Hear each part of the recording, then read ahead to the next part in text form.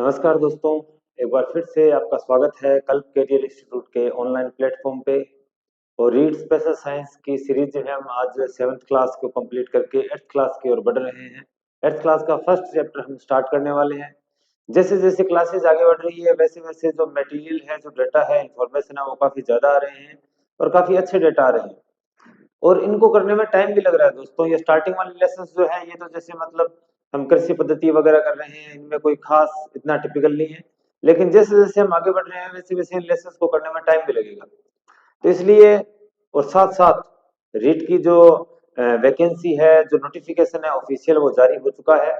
तो हम आपके लिए स्पेसिफिक क्लास लेके आएंगे साइंस के लिए, जिसके अंदर आप टॉपिक वाइज आपको पूरी साइंस क्लियर करवाई जाएगी। टॉपिक वाइज जो आपका सिलेबस है उसके अकॉर्डिंग। मैथ को भी ऐसे ही टॉपिक वाइज करवाया जाएगा। जल्द ही आपके लिए इस तरह का एक कोर्स लॉन्च कर दिया जाएगा जो आपके लिए यूट्यूब पर पूरी तरह से निःशुल्क रहने वाला है, पूरी तरह से फ्री रहने वाला है। आप क्लासेस कर सकते हैं। और अगर आपको स्पेसिफिक मेंटोरशिप की, गाइडेंस की नीड है तो आप रावत सर के अंदर माहेश्वरी धर्मशाला के पास गली नंबर 27 कल्प करियर इंस्टीट्यूट में आप कांटेक्ट कर सकते हैं। आप ऑफिशियली ऑफलाइन भी हमसे मिल सकते हैं। हम आपकी जितनी हेल्प हो सकती है वो आपको दी जाएगी प्रॉपर, वो भी निःशुल्क दोस्तों, कोई किसी प्रकार का खर्चा नहीं है। लेकिन पढ़ने वालों के लिए ये सब चीजें, जो मेहनत करना चाहता है उसके लिए सब चीजें अवेलेबल है। हम अपनी तरफ से सब चीजें अवेलेबल करवाएंगे। दूसरी बात दोस्तों, पढ़ने के लिए कोई कहीं किसी से भी पढ़ो, रूल सेम से है सारे सारे ऑलरेडी। हम तो वो ही नियमों पे चलेंगे। बाकी आप कहीं से भी पढ़ो, पढ़ना तो आपको पड़ेगा ही, अदरवाइज सिलेक्शन नहीं होने वाला। वैकेंसी आपको मालूम है काफी कम आई है। मैथ साइंस की तो फिर भी 900,000 के पास फिर भी कुछ पोस्ट आई तो है, लेकिन बाकी सब्जेक्ट्स के लिए तो बहुत ही कम आई है। तो मैथ साइंस वालों के लिए तो ये ठीक एक बढ़िया मौका है, अभी भी वो काफी अचीव कर सकते हैं। जब 2021 के अंदर एग्जाम हुआ था, ये एग्जाम जब हुआ था तो उस टाइम भी कुछ ऐसी सी कहानी थी। जो फर्स्ट पहली वैकेंसी आई थी जो कैंसिल हो गई थी, रीट लेवल 1 की और 2 की। लेवल 2 की कैंसिल कर दी गई थी, 1 को कंटिन्यू कर दिया गया था। उसमें भी ज्यादा कोई खास पोस्ट नहीं थी, इतनी सी पोस्ट थी 1500 2000 के पास। तो आपको हिम्मत नहीं हारनी है, करना ही है। जिनके पास कुछ भी नहीं है उनके लिए बुक्स ही है जो कुछ उनके जीवन को सुधार सकती है, जीवन स्तर को सुधार सकती है। ये आज के जीवन की वास्तविकता है। तो चलिए दोस्तों, 8th क्लास को हम स्टार्ट करते हैं। पेन और रजिस्टर लेके बैठिएगा ताकि इंपॉर्टेंट डेटा इंफॉर्मेशन को लिखा जा सके, राइट डाउन किया जा सके। और मेरे साथ जरूर रिपीट कीजिएगा जो भी मैं बोल रहा हूँ, डेटा इंफॉर्मेशन रिवाइज कीजिएगा ताकि आप लोगों के विद इन क्लास जो है वो चीजें याद हो जाए। दोस्तों, हम स्टार्ट करने वाले हैं 8th क्लास 8th क्लास का चैप्टर 1। चलिए दोस्तों स्टार्ट करते हैं। फसल उत्पादन एवं प्रबंधन। जिस तरह से हम क्लासेस को यहाँ लगा रहे हैं उसी तरह से हम क्लासेस आपको टॉपिक वाइज ही अवेलेबल करवाएंगे, बिना किसी फालतू की बात के। केवल हम अपना सिलेबस ही करेंगे। फसल किसे कहते हैं आपको मालूम है? एक ही स्थान पर एक साथ एक ही प्रकार के बहुत ज्यादा पौधे उगाए जाते हैं, उन्हें हम क्या कहते हैं? फसल कहते हैं। दूसरे पेज में हमारे पास इंपॉर्टेंट जानकारी है फसलों की। एक होती है खरीफ की फसल, एक होती है रबी की फसल। खरीफ की फसल आपको मालूम है कि ये गर्मियों के अंदर जो फसलें हैं, और जो सर्दियों के अंदर फसलें हैं बड़े बड़े तौर पर इन्हें रबी की फसल कहा जाता है। यहाँ से हम उदाहरण देखेंगे, जून से सितंबर तक होती है, ये आपको मालूम होगा। और यहाँ अक्टूबर से मार्च तक होती है। ये हम जो खेती से बिलोंग करते हैं उनको तो एग्जैक्ट मालूम है ये। लेकिन इंपॉर्टेंट यहाँ कहाँ है, क्या है? रबी की फसल में एक उदाहरण दे रखा है अलसी का। अलसी याद रखना दोस्तों, रबी का उदाहरण है। और यहाँ सोयाबीन, मूंगफली, कपास, कपास आपको मालूम है, सोयाबीन आपको मालूम है, सोयाबीन ये मूंगफली मालूम है, सोयाबीन का। और आपको किसका याद रखना है? सोयाबीन का। और दूसरा किसका ध्यान रखना है? अलसी का। सोयाबीन जो है वो खरीफ की फसल है, जबकि अलसी जो है वो रबी की फसल है। लिख लेना दोस्तों इन दोनों को, बाकी तो आप कर सकते हैं। आगे बढ़ते हैं। आगे बढ़ने से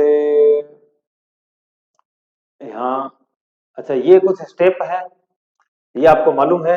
मिट्टी तैयार की जाती है सबसे पहले, फिर बुआई की जाती है, खाद उर्वरक दे, सिंचाई, खरपतवार कटाई, भंडारण। इस तरह एक फसल उगाई जाती है। दूसरा, यहाँ सबसे पहले जब खेत में हमें बीज बोना है तो उससे पहले हम खेत में बुआई करते हैं, यानी कि जो मिट्टी है उसको पोला करते हैं, उसको उथलते हैं, पुथलते हैं, इधर उधर किया जाता है। ये सारे जो प्रोसेस है ये सबसे पहले जरूरी है बुआई से पहले। तो यहाँ बुआई और सिंचाई से पहले हमें क्या करना पड़ता है, हमें अच्छी तरह जुताई करनी पड़ती है। क्या करनी पड़ती है? जुताई। इसे कहा जाता है जुताई, यानी मिट्टी को पोला करना, मिट्टी को पोला करना, मिट्टी को पोला करना, पोला करना। और मिट्टी को पोला करने के लिए कई प्रकार के यंत्रों का उपयोग किया जाता है। क्या है आपके सामने? कुदाली है, हल है, और एक क्या है? कल्टीवेटर। कुदाली, हल और एक क्या है? कल्टीवेटर। आप इन तीनों के नाम ऐसे ही याद रखेंगे, हल और कुदाली। इनका उपयोग जुताई के लिए किया जाता है, याद रखेंगे दोस्तों, इनका उपयोग कुदाली के लिए किया जाता है। इस प्रकार के औजार हैं। अच्छा, इसके बाद समतल करना है। क्या करना है? समतल करना है। तो समतल करने के लिए हम किसका उपयोग करते हैं? समतल करने के लिए हम उपयोग करेंगे पाटल का। किसका? पाटल का।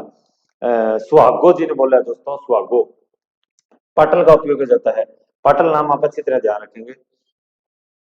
कृषि औजार होलिये मैंने आपको बता दिए इनके बारे में, लोहे की चौड़ी, और ये हल है। चलो चलो जी, चलो जी, चलो जी, चलो जी, आगे बढ़ते हैं। कल्टीवेटर बता दिया है, कल्टीवेटर के द्वारा भी जुताई की जाती है। इसके अलावा यहाँ बीज, यहाँ एक बढ़िया जानकारी दे रखी है। बीज क्या है? बीज आप क्या करेंगे? पानी में डालेंगे। बीज क्या करेंगे? पानी में डालेंगे। और जो बीज खोखले हैं, यानी खराब है, क्षतिग्रस्त है, खोखले हैं, वो क्या हो जाएंगे? जल पर तैरेंगे, जल पर तैरेंगे, जल पर तैरेंगे, जल पर तैरेंगे। ठीक है, जल पर तैरेंगे। जो तैरेंगे उनको साइड कर दिया जाता है। अच्छा, परंपरागत औजार, ये हम बात कर रहे हैं बुआई की। किसकी बात कर रहे हैं? बुआई की, यानी किस तरह हमें बीज बोने हैं।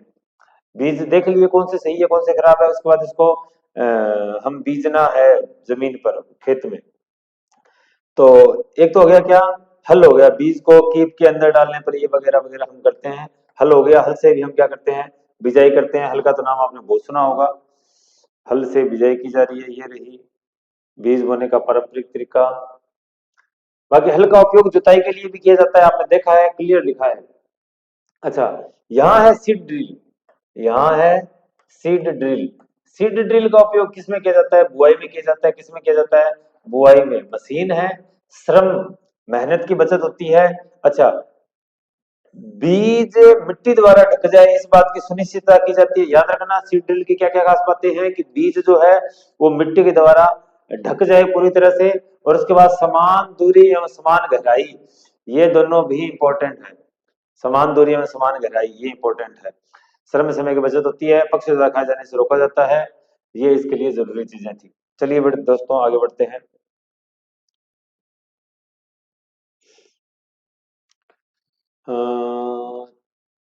ये हो चुका है कंप्लीट, ये पेज। आगे बढ़ते हैं। अब यहाँ आगे क्या?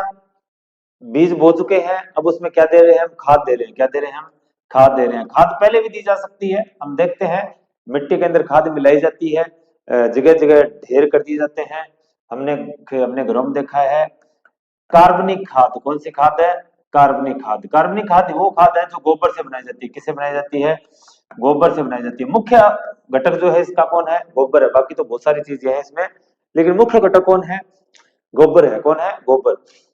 गोबर लंबे टाइम तक पड़ा रहता है, सड़ता है, सड़ने के बाद यानी अपघटन होता है उसका, और डिग्रेड होता है, ये अपघटन होता है। और उसके बाद जब इसमें से स्मेल आनी बंद हो जाती है, यानी कि बदबू आनी बंद हो जाती है, तो इसका मतलब है कि अब आपकी खाद तैयार हो चुकी है। आप इसको खेतों में डाल सकते हो। खेतों में ढेर लगा दिए जाते हैं, थोड़ी थोड़ी दूरी पर कस्सी के साथ इसको पूरे खेत के अंदर बढ़िया तरह से बिखेर दिया जाता है। इसके अलावा फैक्ट्री में उत्पादन होने यूरिया का, अमोनियम सल्फेट का, जो उर्वरक है अपने, super phosphate, potash, NPK, nitrogen और फॉस्फोरस और पोटेशियम, ये सारी चीजें हैं। ठीक है, पोटास पोटेशियम को ही कहा जाता है। यहाँ कार्बनिक खाद जो है उसका रोल बढ़िया रहता है, क्योंकि खाद के उपयोग से देखो क्या है, खाद के उपयोग से क्या हो रहा है? खाद के उपयोग से मिट्टी के गठन एवं जल की अवशोषण क्षमता में वृद्धि होती है। मिट्टी के गठन और अवशोषण क्षमता में वृद्धि किसके उपयोग से? खाद के उपयोग से। सीधा आएगा, खाद के उपयोग से क्या फायदे हैं? तो खाद के उपयोग से मिट्टी के गठन और जल के अवशोषण क्षमता में वृद्धि। ऐसे लिख लेना, खाद का उपयोग डैश लगा के, मिट्टी का गठन एवं अवशोषण क्षमता, जल की अवशोषण क्षमता में वृद्धि। चलिए दोस्तों, इसके बाद नाइट्रोजन का भी रहता है कि पहले उत्तर भारत के या फिर एक चारे वाली फसल को, लेग्यूमिनियस फैमिली के जो प्लांट्स है उनको उगाना और खेत के अंदर ही साथ में क्या कर देना, उसकी बुआई कर देना, उससे यानी बीज देना, जुताई कर देना।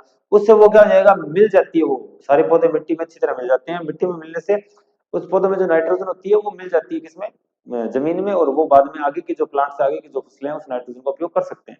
क्योंकि प्लांट्स जो है नाइट्रोजन का सीधा उपयोग नहीं कर सकते। जो इन्वायरमेंट में 70%, 78% जो नाइट्रोजन है उसका सीधा उपयोग नहीं किया जा सकता, किसके द्वारा, प्लांट्स के द्वारा। तो उन्हें इसी तरह से लेना पड़ता है। तो ये राइजोबियम, उसके अंदर क्या होता है, एक तरह का जीव होता है, बैक्टीरिया होते हैं ये, जो क्या करते हैं, पर्यावरण की नाइट्रोजन को खुद काम में लेते हैं अपने, और फिर अपने काम में लेते हैं तो अपने उसको रूप बदल देते हैं, रूप बदल के प्लांट को दे देते हैं, प्लांट उसका यूज कर लेता है। ऐसा ये राइजोबियम मिलते कहाँ हैं, ये फली वाले पौधों में मिलते हैं। जो कौन सी फैमिली के प्लांट्स हैं, लेग्यूमिनियस फैमिली के प्लांट्स। कौन से फैमिली के प्लांट्स हैं, leguminous family, leguminous family, leguminous family के प्लांट्स है। इस फैमिली के प्लांट्स में आपको क्या मिलेगा, जड़ों में आपको क्या मिलेगा, जड़ों में आपको क्या मिलेंगे, गांठें, नोट टाइप की स्ट्रक्चर मिलती है, नोड्यूल जिनको बोलते हैं, उसके अंदर ये राइजोबियम रहते हैं। अंतरा मालूम है, मनोनिर्मित वगैरह, ह्यूमस। ह्यूमस क्या होता है कि जो कार्बनिक पदार्थ सीधे सीधे जो सड़े गले होते हैं, सड़े गल कर जो जमीन में मिलते हैं उसे क्या कहते हैं, ह्यूमस कहा जाता है। क्या कहा जाता है, ह्यूमस कहा जाता है। खाद में ह्यूमस खूब होती है जबकि इसमें कम होती है, क्योंकि कार्बनिक पदार्थ यहाँ कम होते हैं। पोषक तत्व, तुलनात्मक पोषक तत्व, खास पोषक तत्व है, जैसे नाइट्रोजन चाहिए या कोई फॉस्फोरस चाहिए या पोटास चाहिए, उसकी कमी है। बाकी ये ऑलमोस्ट ऑल जो एलिमेंट्स चाहिए, प्लांट्स को तत्व चाहिए, वो सारे मिलते हैं, सारे पोषक तत्व इसमें मिल जाते हैं।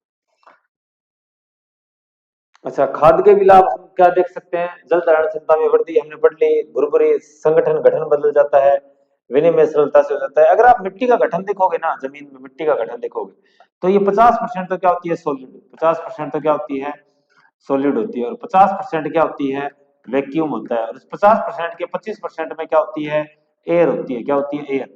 और बाकी 25% में क्या होता है, वाटर होता है। क्या होता है, वाटर होता है। तो आदान प्रदान गैसों का, जल लिया जा सके या आसानी से हो सके, ये काफी अच्छी चीजें हैं। चलिए आगे बढ़ते हैं। सिंचाई, सिंचाई होती है कि पौधों को समय समय पर एक नियमित अंतराल के द्वारा, नियमित अंतराल से पानी देना क्या कहलाता है, सिंचाई कहलाता है। मोस्ट इंपोर्टेंट दोस्तों, पौधों में 90% जल होता है। मैं नहीं कह रहा, एनसीईआरटी कह रही है, पौधे में 90% जल होता है। ये खास बात है, याद रखना। एक पौधे में सामान्यतः आपको 90% जल मिलेगा। हम अंदाजा लगाएंगे, तुक्का लगाएंगे, एग्जाम आ गया तो नहीं होगा ये पर्सन, एग्जैक्ट किसी को नहीं मालूम जो एनसीईआरटी में लिखा है। ये पेज मैंने जूम नहीं किया, इसलिए नहीं किया क्योंकि आपको ये पुराने मेथड है जिनसे सिंचाई की जाती थी, ट्रेडिशनल मेथड ऑफ इरिगेशन, सिंचाई के लिए। ये जो है ये मोट है। क्या है, मोट। आपको डायग्राम दिखाई दे रहा है, इस तरह हाथ से क्या करना, पानी देना, पानी दिया जा रहा है, इस तरह निकाल के उस तरफ से कोई खींच रहा है, यहाँ से निकालना और सीधा पानी डालना। दूसरा ये चेन पंप, इस तरह का मेथड। ढेकली, ढेकली, मोट और रहट। मोट आपको याद होना चाहिए, गिरने वाला जुगाड़ ये। चेन पंप हो गया, ढेकली, ये वाले ढेकली, ये वाला सिस्टम, ये आपको याद होना चाहिए। रैट, उत्तोलक तंत्र, रैट देखेंगे हम आगे वाले पेज पे। आपको ध्यान में होना चाहिए ये क्या है, ये रहा रैट। ये यहाँ बेल लगा पड़ा है और ये यहाँ से खींचे जा रहे हैं, बाल्टियां हैं, ये पानी निकाल रहे हैं और पानी आगे जा रहा है। ये है रहट। क्या है, रहट। पानी इस तरफ से गिरेगा यहाँ, तो ये आगे पानी चला दिया जाता है। पंप का उपयोग किस किस लिए किया जाता है, ये सारी चीजें इसमें। ये है वो मेथड जिनसे पानी अगर कम हो तो हम किस तरह पानी की उपलब्धता को सुनिश्चित कर सकते हैं, कैसे मेथड है। दो मेथड है, एक तो छिड़काव तंत्र, स्प्रिंकलर सिस्टम आपने देखा है, इस तरह के फवारे। और दूसरा आपने सुना होगा ड्रिप सिस्टम के बारे में। किसके बारे में, ड्रिप तंत्र के बारे में या ड्रिप सिस्टम के बारे में। ये इसमें तो क्या होता है, पाइप लगी होती है इस तरह, और यहाँ हल्के हल्के छेद होते हैं। सीधा पानी कहाँ गिरता है, पौधे की जड़ में गिरता है। थोड़ा बहुत भी पानी, जल बिल्कुल व्यर्थ नहीं होता। मोस्ट इंपोर्टेंट है ये। दूसरा छिड़काव तंत्र, ये लॉन और कॉफी की खेती के लिए इंपॉर्टेंट है। सीधे फुहारे होते हैं, जल की कम मात्रा आवश्यक है, असमतल भूमि के लिए आवश्यक है। असमतल भूमि के लिए काफी अच्छा काम करती है। दोनों कहां से प्रेरित है, ये प्रेरित है इजराइल से। कहां से, इजराइल से। इजराइल, ध्यान देना। अब आगे आगे खरपतवार, सिंचाई कर दी, सिंचाई करने से क्या उगेगी, अवांछनीय पौधे भी उगेंगे जिन्हें क्या बोलेंगे हम, खरपतवार बोलेंगे। खरपतवार क्या होते हैं, खरपतवार पौधों के पास उगते हैं, जो हमें फसलें चाहिए उनके पास उगते हैं और पोषक तत्व और पानी ले लेते हैं। इस वजह से जो प्लांट्स अपने को चाहिए उनमें प्रॉपरली ग्रोथ नहीं हो पाती, और ये ग्रोथ किसको मिलती है, खरपतवार को मिलती है। तो वो अपने प्लांट्स के लिए एक तरह से क्या है, सुसाइडल एक्टिविटीज करवाते हैं, वो उनको मिलती नहीं है चीजें फसलों को। तो हम क्या करते हैं, खरपतवार को हटाते हैं। खरपतवार को हटाने की जो प्रक्रिया है वो क्या है, निराई। क्या है वो, निराई है।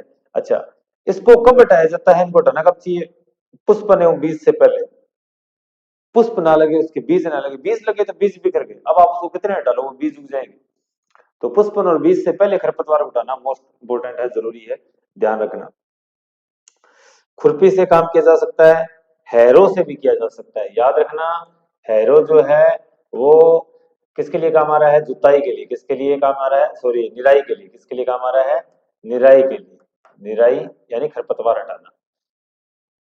रसायनों का उपयोग किया जा सकता है, रसायन है 2,4-D।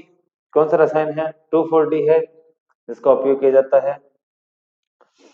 नेक्स्ट आ जाओ दोस्तों, अब कटाई की बात करते हैं। किसकी बात करते हैं, कटाई की। कटाई के लिए काटने वाली जो मशीन है उसको बोलते हैं हार्वेस्टर। हार्वेस्टिंग, कटाई क्या होती है, इंग्लिश में होती है हार्वेस्टिंग। क्या होती है, हार्वेस्टिंग। हार्वेस्टिंग है तो इसे क्या बोलेंगे, इस कटाई करने वाले को हार्वेस्टर बोलते हैं। अच्छा, काटने के बाद अलग करना, काटने के बाद अनाज को अलग करना, ये है थ्रेसिंग। ये हम आगे वाले पेज पे देखते हैं, हम आपको बताता हूँ ये चीजें। देखो, एक तो हो गई हार्वेस्टर, क्या हो गया, हार्वेस्टर। हार्वेस्टर यानी कि फसलों को काटना, फसलों को काटना। हार्वेस्ट हो गया, फसलों को काटना हो गया। फसलों को काटने के बाद जब कटाई हो जाती है, क्या हो जाती है, कटाई हो जाती है, उसके बाद क्या करना है, अनाज को भूसे से अलग करना है। अनाज को भूसे से अलग करना है, अनाज को भूसे से अलग करना, अनाज को भूसे से अलग करना, अलग करना, अनाज को भूसे से अलग करना। ये दो तरह से होता है। पहला कौन सा है, थ्रेसिंग। कौन सा है, थ्रेसिंग। और दूसरा कौन सा है, दूसरा है विनोइंग। दूसरा कौन सा है, विनोइंग। विनोइंग, विनोइंग, इसको ओसाई भी बोलते हैं। क्या बोलते हैं, ओसाई भी बोलते हैं। क्या बोलते हैं, ओसाई भी। थ्रेसिंग क्या होता है, भूसे से अनाज को अलग करना, लेकिन पीट कर अलग करना। किस तरह अलग करना, पीट कर अलग करना। ऐसे फसल है, उसको पकड़ा और पत्थर पे डाला। और यहाँ किसकी हेल्प से करना, हवा से अलग करना। किससे अलग करना, हवा से अलग करना। ठीक है, इन दोनों का काम करने वाली मशीन जो है वो है थ्रेसर। कौन है, थ्रेसर इन दोनों का काम करती है। थ्रेसर जो है वो इन दोनों का काम करती है। अब थ्रेसर का और साथ में हार्वेस्टर का, साथ में हार्वेस्टर का, ये दोनों काम करने वाली है कंबाइन। कौन है, कंबाइन। कंबाइन मतलब साथ, संयुक्त रूप से। और ये कंबाइन मशीन आपके सामने है।